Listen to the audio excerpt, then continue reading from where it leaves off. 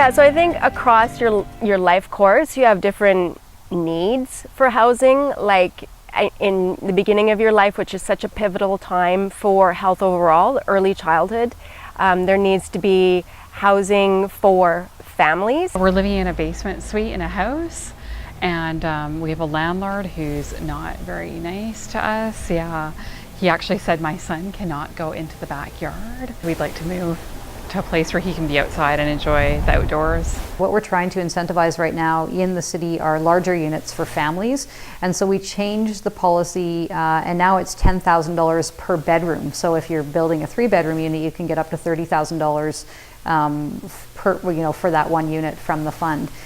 I think as you get along your life trajectory, people often will leave home and, are looking for their first places. And so, housing that is affordable and in close proximity to places to go to school or to work is a key factor.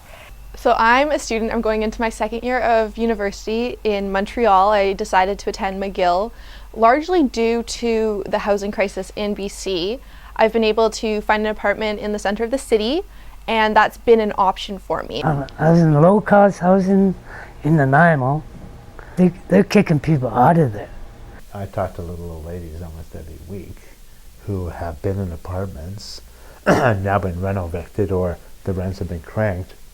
And they're suddenly discovering, wow, I'm 72 and I'm being asked to move out. Lately, what I've seen, especially with the shift, the changes to the Residential Tenancy Act, is that my clients, definitely people who are looking to purchase rental properties, that is definitely decreased. As well, I have seen a number of clients who previously purchased revenue properties looking to sell those properties. There's a lot of rights that have shifted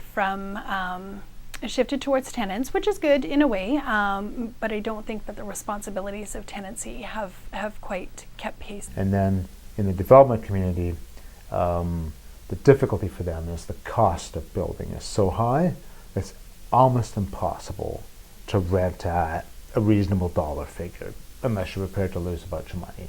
And really, can you ask your developers to start losing money? They won't last long. There is some work we're doing with developers because they're cognizant that there's a huge demand for rental of units that are affordable, and if they could somehow find a way to put that onto the market, they would, because they would be full. So we're working closely with them to try to find ways to trim their costs and provide some incentives in that sort of way.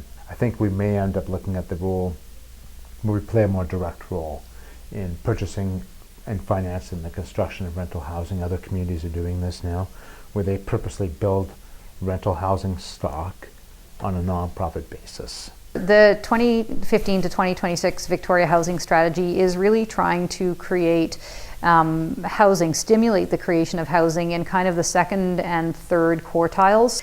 For people, I think earning somewhere between $30,000 and $60,000. Households earning between $30,000 and $60,000. There's a couple of the new developments that are coming into play now where there's a mix of special needs housing that's subsidized and then low end of market rentals. So they have these blended communities, And I think that's part of our support for those projects is there because we see that they're going to provide market rental, but they're going to be on a non-profit basis, keeping the rents, at the low end of the market.